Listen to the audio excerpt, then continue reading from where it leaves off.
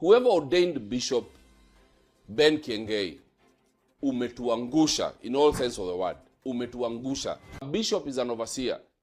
The Bible is clear in 1 Timothy chapter 3 and verse 1. And let me read it out, just in case you've forgotten.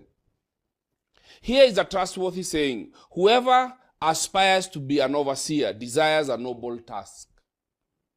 Now the overseer is to be above reproach, faithful to his wife, temperate, self-control, respectable, hospitable, able to teach, not given to drunkenness, not violent but gentle, not quarrelsome, and not a lover of money. He must manage his family well and see that his children obey him, and he must do so in a manner worthy of full respect.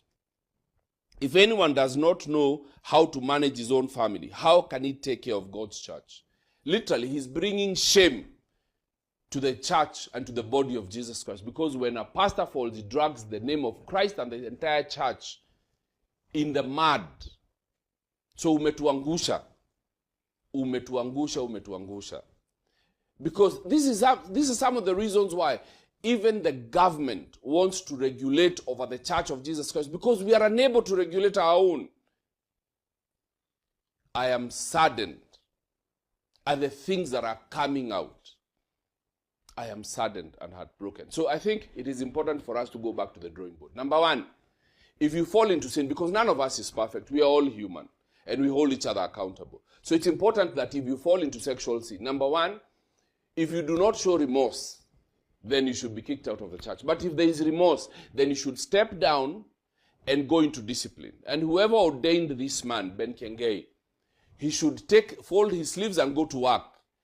Take this man, your disciple, and disciple him. And let him sit under you for at least a year. And then you walk through the pains of restoring him. Because we serve a God of second chances. A God who has capacity to restore, because our God is gracious. But he must step down and go through discipline. And then assign somebody else to this flock. Because the church is also hurting. So that that church can also be restored and blessed and healed through the entire process. And so I challenge whoever ordained this man. Fold your sleeves and go to work.